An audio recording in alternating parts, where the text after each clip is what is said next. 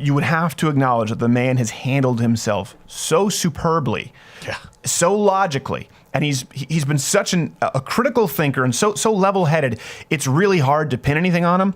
And I think proof positive of that, I'm going to start here. I want to show you the clips that the left are circulating. I found these either on HuffPo or BuzzFeed that they see as victories against Gorsuch. So I want to show you their best hand where the left is going, oh, Al Franken just nailed Gorsuch. So I'm not hiding from you and showing you the highlight reel. I'm showing you the low light reel as far as they're concerned. And then we'll get into a few more clips from Gorsuch. But let's start with Senator Smalley, Al Franken. This is the one making the rounds on the leftist websites. You were very politically active. So in light of that, I'd like to ask my question. Oh, wait, pause. Again. Just pause real quick. Just so you know, before this, we can pause it, right? In real time. Yeah. Senator Franken was trying to hit him with all kinds of legalese, talking about the absurdity doctrine and talking about his history in politics, Neil Gorsuch's history in politics before he was a justice. So he was really trying to corner him. We just couldn't show the 14-minute diatribe that was delivered before that because I think this is the most relevant information, and we'll comment as we go live. Okay, continue. Merrick Garland was treated fairly by the United States Senate. Senator, a couple of things in response to that, if I might. Going back, the absurdity doctrine argument was never presented to the court, and it usually applies in cases where there's a Scrivener's error, not when we just disagree with the policy of the statute. So I appreciate the opportunity to respond there. Watch. When there's a Scrivener there. Scrivener's error. Okay. Yeah. So the two faces, the face from Gorsuch is like, I can't believe how dumb you are. With respect to... and Al Franken is, oh crap. Interpretation. Oh, from he's got a pamphlet. Got a big word, statutory. The Notre Dame Law School National Institute for Trial Advocacy. This is a pretty well-known exception to the plain meaning rule, and I think you can apply it without it. I mean, pause. Don't you think it's that moment where you try to educate an Ivy League lawyer on what the law means? Why does he have to drag Notre Dame into this? Gosh, it's just he goes to his pamphlet. So here's something that's important. You'll see, tries to start off with legalese, tries to start off with legal arguments, and you'll see once that doesn't stick, he goes full Cenk, he goes full Young Turks, full MSNBC, and gets personal and pivots and pivots and pivots. And I say this because this is what the left is sending out as a highlight. I want you to watch for the pivoting techniques that you now see in the dance that is the Al Franken waltz. Absurd that this man was given that choice and then fired for it? Don't you think that was absurd? Senator, my heart goes out to him. Okay, never mind. My heart goes out to that. It's just not my job to write that. How do you think Merrick Garland was treated by the Republicans? Senator, since I became a judge 10 years ago, I have a canon of ethics that precludes me from getting involved in any way, shape, or form in politics. There's a reason why judges don't clap at the State of the Union. Oh. And why I can't even attend a political caucus. This is an education here. Important information. In the equivalent of a primary. Okay, but I don't think that this is you have to state your political views. That's not what this is about. How a Supreme Court justice who is nominated by the President of the United States. This is like in the Constitution. Is it in your pamphlet? I think you're allowed to talk about what happened to the last It's a politically guy charged question, and he just got done accusing him of being politically motivated for things he said before he was a justice. Involved in politics, you can express an opinion on this. Senator, I appreciate the invitation, but I know the other side has their views of this, and your side has your views of it. That, by definition, is politics. Okay. And Senator, judges have to stay outside of politics. I think the world of Merrick Garland. I think he's an outstanding judge. Okay, I understand. I've told you what I think. I understand. Thank you. Thank you. I don't mean to cut you off, but, we have time. Well, I think yours is running out. Senator Franken. Never get snooty with somebody who's smarter than you. So let's go through that right away. He goes through legalese. He talks about the absurdity doctrine. He tries to talk about the plain interpretation. I don't remember the legal term that he's talking about there. So he tries to ask Gorsuch about this. In other words, trying to corner him legally. He answers legally, educates him on the Scrivener there. A scribbler? A scribbler. So Gorsuch says thank you, educates him, and then as the education is taking place, he goes right to, wait, but what do you think about how Republicans treated Merrick Garland? So we've gone from a factual argument to an opinionative argument, And then he tries to go back to a factual argument with his pamphlet. And then when Gorsuch tries to answer that again, he goes to, okay, I get it. Hey, he goes, and the one last ditch, his last ditch effort is, can I get you to trash Merrick Garland? He's like, I think he's a fantastic judge. Let's get lost in the weeds. And the left sees this, HuffPo and BuzzFeed see this as a victory. I don't know, you can tweet me at @SCrowder. Do you think that was a stellar performance for Al Franken? I'm trying to remove my biased glasses. Obviously, I'm conservative. I'm open about that. But I watched that and I was going, this is your A material? Dang.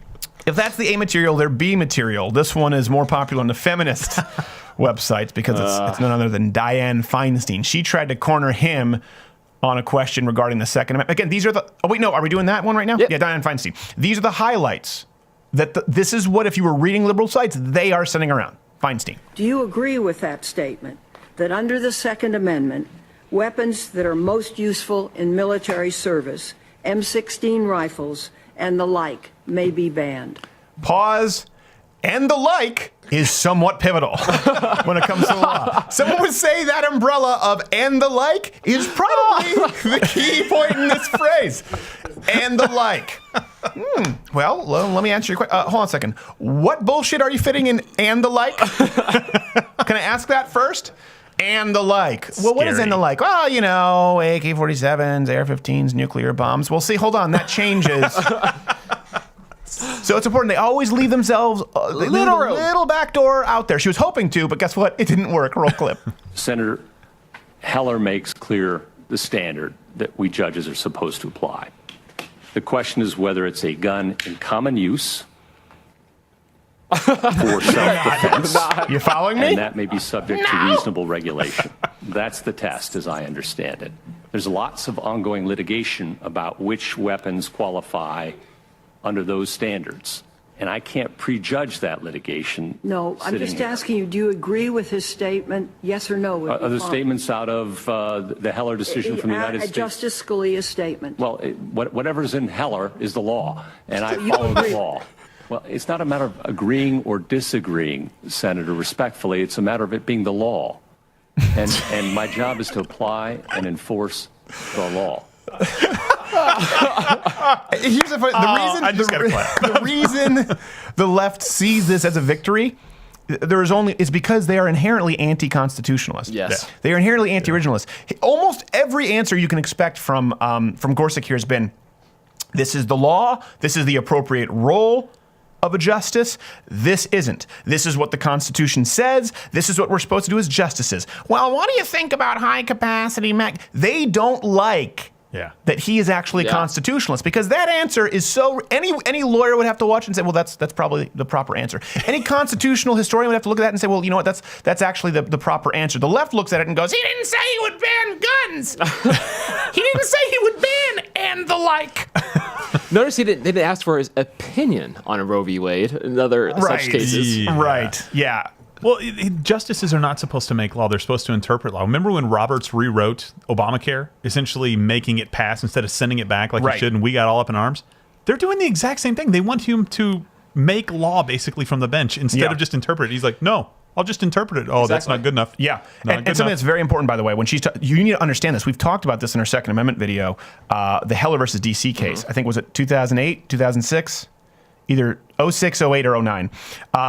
The votes against, Heller versus DC. Yes. So basically what it says is that you have, as a private citizen, the right to carry a firearm. What's important is the only legal argument against that. We've talked about this several times. It wasn't about certain weapons or a magazine ban. The only legal arguments, not on message boards, but that can be made in the Supreme Court, were that actually, no, I have to vote against this because I don't believe that private citizens have the right to bear firearms at all. That's the only other interpretation. That's the only other interpretation is that a well-regulated militia means state guard, national. It does not mean a private citizen has a right to own a gun at all. So when they say you're crazy because you're thinking people are coming for your guns, 4 justices want to come for your guns.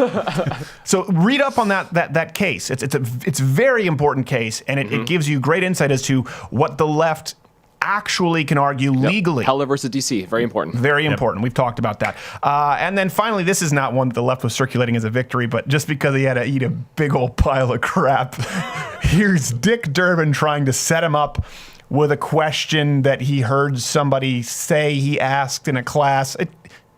Spoiler alert, it doesn't go well for him. So I just want to ask you to confirm. Did you ask your students in class that day to raise their hands if they knew of a woman who had taken maternity benefits from a company and then left the company after having a baby? Suppose an older partner woman at the firm. I just want you to confirm, do some students not like you? If you intend to become pregnant soon, what are your choices as a young person? You can say yes, tell the truth, and not get the job. You can lie, maybe get the job. You can say no, or you can push back in some way, shape, or form. And we talk about the pros and the cons in a Socratic dialogue. And Senator, I do ask for a show of hands, not about the question you asked, but about the following question. And I ask it of everybody. How many of you have had questions like this asked of you in the employment environment? An inappropriate question about your family planning.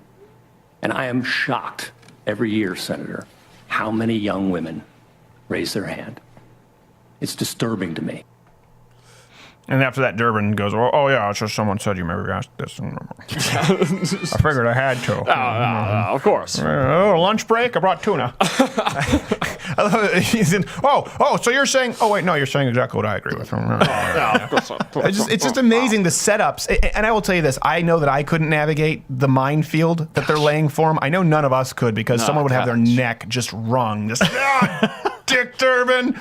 So how he handled himself, I will say this, I didn't know a ton about Gorsuch outside of his opinions on life, Second Amendment, that he was a constitutionalist, all of which I liked. But, it's hard to get a feel for someone's temperament just reading his history. Mm-hmm. Watching these, and I highly recommend you watch as much footage as you can, I think the guy has the perfect temperament to be an even-handed judge. Hey, if you like this video, subscribe by clicking the button. It's a circular button now that says subscribe. If not, head on over to the Young Turks. That's probably more your speed. Although they're coming over at Cenk, we know you're here watching. I can smell you from here. There's also a recommended video box playing right up there. You can join the Mug Club at louderwithcrowder.com/mugclub for daily content, so we're not dependent here on YouTube. Cenk, go.